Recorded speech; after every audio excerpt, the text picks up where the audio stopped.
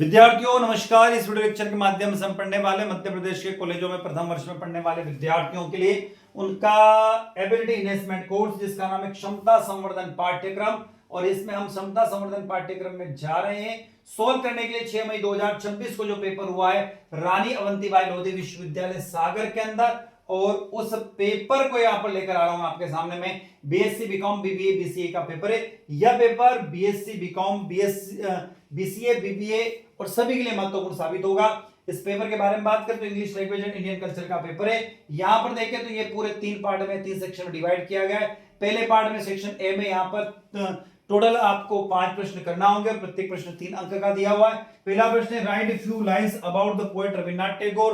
उसके बाद दूसरा प्रश्न दिया write the summary of the story astrologer day by the R के Narayan, discuss the episodes of the Sundarkand of Valmiki's. ठीक है, दूसरा पेज हमारे पास जो विद्यार्थी ने भेजा था वो क्लियर हमें नहीं मिल पाया। ठीक है ना, तो मैं एक काम करता हूं, ये पूरा क्वेश्चन पेपर मैं आपको यहां पर इसको समझा देता हूं। यहां मैंने अलग से इसको पूरा क्वेश्चन पेपर बता रखा है। तो इंग्लिश लैंग्वेज का पेपर है, इंग्लिश लैंग्वेज और इंडियन कल्चर का पेपर है। ठीक है, टाइम जो है वो 2 घंटे में आपको पेपर करना था। 100 नंबर का पेपर था, पास होने के लिए चाहिए आपको 35 नंबर। सेक्शन ए में बात करिए हमने 3 नंबर का एक प्रश्न है, ध्यान रखिएगा, और टोटल आपको यहां पर 5 प्रश्न करना है। पहला प्रश्न है write the few lines about the poet Rabindranath Tagore. तो Rabindranath Tagore was the polymath from Bengal who the यहां पर दिया हुआ जब उनके बारे में बात की गई है तो the bird of the Bengals and Gurudeva, उनको एक गुरुदेव की संज्ञा दी गई थी। और यदि बात करें तो 1913 में उन्होंने first non European to win the Nobel prize. 1913 में उनको नोबेल प्राइज में मिल गया था, याद रखिएगा सबसे खास बात। और नेशनल एंथनिज्म की भी बात करें तो उन्होंने ही hold the unique distinctions of the having composed of the national anthems, Jana Gana मन भी उन्होंने लिखा है, खास बात याद रखिएगा। और एजुकेशनल में भी उन्होंने, एजुकेशन के सेक्टर में भी उनका बड़ा अच्छा सा योगदान रहा है। अगला प्रश्न आता है write the summary of the story astrologer day by R के नारायण। तो आर के नारायण की जो स्टोरी है वो क्या है, तो यहां पर कहें तो the setting and the protagonist की बात करें तो the story open by the describe an astrologer who seat up the business under a tamarind tree, मतलब शायद इमली का कुछ पेड़ होगा, ऐसा कुछ बात होती है। In the crowded market place he possess no real knowledge of the stars, और पहले में tree stead he realise of the his shadowless institutions and the deep understanding of the human physiology. He used the professional equipment, covers, shells, charts, and the notebook to create an aura of the mysticism that attracts guides clients seeking advice on the marriage, money, and the health. और इसी में आगे चलते हैं तो ये कुल मिलाकर जो स्टोरी है ना आर के नारायण की एस्ट्रोलॉजर की, एक व्यक्ति रहता है जो एक पेड़ के नीचे बैठता है, वहां पर वो कुछ बेचता रहता है, उसके पास लाइट वाइट नहीं रहती है, पूरे मार्केट में लगभग लाइट चली सी जाती है। उसके पास में मूंगफली बेचने वाला होता है, उसके पास में जो कुछ एक लैंप लगा रहता है, वहां से लाइट उसके पास आती है, और वो जो पेड़ रहता है उसकी जो पत्तियां रहती है उसमें से छनकर लाइट आती है, और फिर वहां से वो कुछ भविष्यवाणी करता है, उसके ऊपर पूरी पोएम आधारित है। Discuss the episode of Sundarkand of Valmiki. ध्यान रखना सुंदरकांड ऑफ वाल्मीकि जो है ये यहां पर हम इसके अंदर देखें तो यह Sundarkand means the beautiful and the kand मतलब बुक्स है। It is called because the beautiful Hanuman strength intelligency and the deviation of Rama. ठीक है, तो हनुमान जी का जो कैरेक्टरिस्टिक्स है, उनका जो चरित्र है, उसका पूरा वर्णन किसके अंदर किया गया है, तो सुंदरकांड के अंदर आपको वर्णन देखने को मिलता है। यानी हम कहें तो एकमात्र पूरा रामायण के अंदर एक ऐसा चैप्टर है जिसको नाम दिया गया सुंदरकांड, जबकि सबके अपने अलग अलग नाम है, लंका कांड है, अयोध्या कांड है, इस तरीके से वहां पर नाम है। तो सुंदरकांड मतलब जहां पर स्पेशली हम कह सकते हैं कि राम भक्त हनुमान जी का वहां पर वर्णन देखने को मिलता है। तो हनुमान लिव्स टू लंका, हनुमान जब लंका में प्रवेश करते हैं उसके बारे में भी बताया गया। Entry to Lanka, into Lanka, Lanka में जब प्रवेश करते हैं उसके बारे में बात होती है। डिस्कवरी ऑफ सीता इन अशोक वाटिका, यानी सीता जी की डिस्कवरी होती है अशोक वाटिका में, उसका भी वर्णन आपको करना होगा। हनुमान की जो लंका के अंदर जो आग वाग लगा देते हैं उसकी पूछ से, उसका भी आपको डिस्क्रिप्शन वहां पर करना होगा। और रिटर्न टू रामा, वापस राम जी के पास में अपना संदेश लेकर आ जाते हैं। अगला प्रश्न है what is the Chicago speech about the end who delivers it. तो शिकागो स्पीच जो है वो जो किसने डिलीवर करी थी, तो शिकागो यूएसए के अंदर स्थित है। 11 सितंबर 1893 में विवेकानंद जी ने वहां पर इंट्रोड्यूस करी थी, अपनी स्पीच दी थी। यूनिवर्सल ब्रदरहुड एंड टॉलरेंस की उन्होंने बात करी थी, उन्होंने खास बात की थी sister brothers of America which is the receiving of the standing ovations. उन्होंने जब पहला शब्द बोला था कि मेरे अमेरिका भारतीय, मेरे अमेरिकावासी बहनों और भाइयों, इसी को उनको स्टैंडिंग ओवेशन मिल गई थी। और उन्होंने खास किसकी बात करी, तो रिलीजियस हार्मोनी की बात करी थी। एक्सेप्टेंस नॉट जस्टिस टॉलरेंस की बात करी थी उन्होंने। उसके अलावा फैंटासिज्म की बात करी थी उन्होंने, सिग्निफिकेंस, तो ये सब उनके कैरेक्टरिस्टिक्स हैं। Name the different part of the speech, speech के क्या क्या पार्ट हो सकते हैं उसके बारे में बात करते हैं। तो यहाँ पर देखेंगे तो एक तो नाउन होता है, एक प्रोनाउन होता है, एक वर्ब होता है, एक एडजेक्टिव होता है। मैं यहाँ पर दिखा रहा हूँ आपको, इन सबको आप पढ़ते रहिएगा, क्योंकि मैं एक एक पॉइंट्स को शॉर्ट आउट करूंगा, पढ़ूंगा तो वीडियो की लेंथ बहुत ज्यादा हो जाएगी।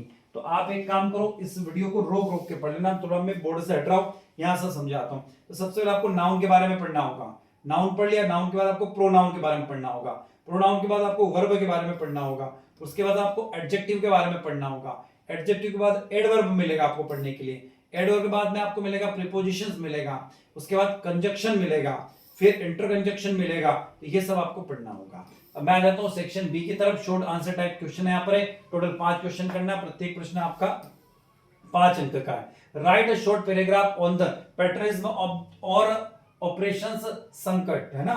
तो यहाँ पर कह रहा है कि जो patriotism is the proud sense of love, devotions and the attachments to one's goes behind the merely livings in a country. It is involves a commitment to its well beginnings, its culture and its progress. A true patriots works towards the betterments of the society, upholded the value of the nations and stands united during times of crisis. तो यहां पर क्या बात की गई, पेट्रिज्म की बात की गई है और ऑपरेशन संकट मोचन की भी बात की गई है। तो ऑपरेशन संकट मोचन क्या है, तो वाज हाई स्टेक्स जो मोचन है वो जुलाई 2026 में हुआ था, साउथ सूडान में हुआ था, तो ये याद रखिएगा, है ना। तो इसके बारे में भी वीके सिंह भी उन्होंने ministry of state of the external affair general V K Singh ने उसकी अगुवाई करी थी। ठीक है, तो याद रखिएगा इसके बारे में, उसके चैलेंजेस क्या थे, उसके सक्सेस क्या थी। Write about the type of tense. अब टेंस के बारे में बात करें तो मैं आप इसको फटाफट आगे बढ़ा देता हूं। टेंस यहां देखेंगे तो प्रेजेंट टेंस की बात करें तो प्रेजेंट में आता है सिंपल प्रेजेंट आ जाएगा, प्रेजेंट कंटिन्यूअस आ जाएगा, प्रेजेंट परफेक्ट आ जाएगा, प्रेजेंट परफेक्ट कंटिन्यूअस आ जाएगा। अगला आता है पास्ट टेंस, पास्ट में सिंपल पास्ट आ जाएगा, पास्ट कंटिन्यूअस आ जाएगा, पास्ट परफेक्ट आ जाएगा और पास्ट परफेक्ट कंटिन्यूअस आ जाएगा। उसके बाद फ्यूचर आ जाता है तो सिंपल फ्यूचर हो जाएगा, फ्यूचर कंटिन्यूअस हो जाएगा, फ्यूचर परफेक्ट हो जाएगा, तो फ्यूचर परफेक्ट कंटिन्यूअस हो जाएगा। 8वां प्रश्न है give one word of the following. अब देखो, a person who believes in God उसको बोलते हैं थिस्ट बोलते हैं। Life history of the person written the himself उसको ऑटोबायोग्राफी बोलते हैं। One who looks of the bright side of the life उसको ऑप्टिमिस्टिक्स बोलते हैं। A person who play the instrument तो उसको इंस्ट्रूमेंटलिस्ट बोलते हैं। याद रखिएगा इन सबको। उसके बाद अब person who play instruments make word with the ऊपर हो गया, ठीक है ना। अब सफिक्स और प्रीफिक्स की बात हो रही है यहाँ पर, तो प्रीफिक्स हो जाएगा एथिस्ट हो जाएगा, ठीक है। यदि आप प्रीफिक्स और सफिक्स की बात करें तो यदि आपने यहां पर देखो, यदि आप यहां देखेंगे कुछ वर्डों को तो ऑप्टिमिज्म हो जाएगा, नहीं ऑटोबायोग्राफिकल हो जाएगा और इंस्ट्रूमेंटली हो जाएगा। तो सफिक्स और प्रीफिक्स का इस्तेमाल करना है यहां पर इन शब्दों के साथ में, याद रखिएगा। Right a conversation between the book seller and a customer of the purchasing book. एक कन्वर्सेशन बताना, एक बुक सेलर यानी किताब वाले से आप किताब खरीद रहे हो तो उसके कन्वर्सेशन के पॉइंट्स आपको लिखना है। अब फिलिंग द ब्लैंक्स में आपके सामने लेकर आ रहा हूं, जैसे this is a filling the blanks है तो द आ जाएगा यहाँ पर। सेकंड वाले में देखेंगे तो शी गोज GOES हो जाएगा। रिया में रिया फॉर गॉट हर हो जाएगा यहाँ पर। और अगले में आप देखोगे तो फूड जो दिया, फूड के बाद में यहाँ पर अगला शब्द आ जाएगा a word which the joint to the sentence, तो यहां पर आ जाएगा, यहां पर अ कंजक्शंस हो जाएगा। सेक्शन सी के पास जाएंगे तो टोटल आपको 3 प्रश्न करना थे, 15 नंबर का पूरा सेगमेंट था। अब यहां पर क्या क्या प्रश्न पूछेंगे, तो पहला प्रश्न है write a paragraph of the woman empowerment. Woman empowerment महिला मतलब महिला सशक्तिकरण के ऊपर, महिलाओं की सुरक्षा के ऊपर आपको आर्टिकल लिखना था, यहां पर याद रखिएगा 15 नंबर में। उसके और में पूछा गया right paragraph of the unity in diversity, तो भारत के अंदर यूनिटी भी और डाइवर्सिटी भी मतलब विविधता भी है और एकता भी है, तो एकता में विविधता के ऊपर आपको एक आर्टिकल लिखना था। एक अगला तीसरा प्रश्न पूछा गया write a letter your friend, आपको फ्रेंड को लेटर लिखना है और एजुकेशनल टूर के लिए, जो कॉलेज से आपका एजुकेशनल टूर जा रहा है उसके लिए आपको लेटर लिखना होगा। एक और यहाँ पर पूछा गया historical place organised by your college, आपका कॉलेज को हिस्टोरिकल प्लेस पर जाना चाह रहा है या पर उनको ले जाना चाह रहे हैं तो उसके लिए भी एप्लीकेशन आपको लिखना होगी। उसके बाद में अगला यहाँ पर राइट एन ऐसे तो डिजिटल इंडिया, डिजिटल इंडिया के ऊपर भी आपको ऐसे लिखना होगा।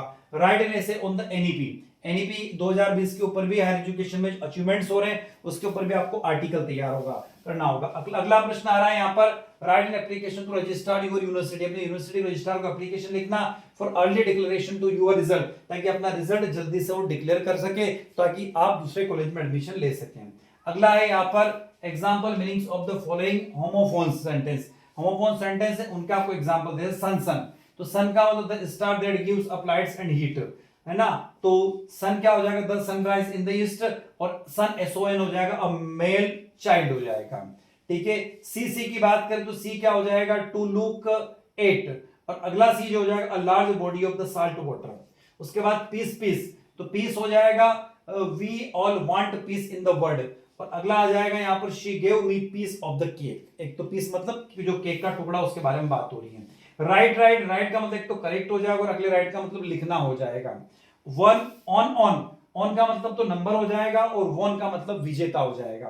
तो विद्यार्थियों ये जो पेपर हम यहाँ पर देख रहे थे, यह पेपर हमारा इंग्लिश का पेपर है जो आपके प्रथम वर्ष के विद्यार्थियों के लिए हमने डिजाइन किया है। तो विद्यार्थियों यदि आप भी आपके पेपर का सॉल्यूशन चाहते हैं तो आप हमें आपका पेपर 77 250 44 325 नंबर पर व्हाट्सएप के माध्यम से में भेज सकते हैं। विद्यार्थी हम भी सॉल्यूशन बनाकर आपके अपने यूट्यूब प्लेटफॉर्म पर अपलोड कर देंगे। विद्यार्थियों में दीपेन शर्मा, इसी के साथ आपसे विदा लेता हूं। नेक्स्ट वीडियो के साथ आपसे मुलाकात होगी, तब तक जय हिंद जय भारत।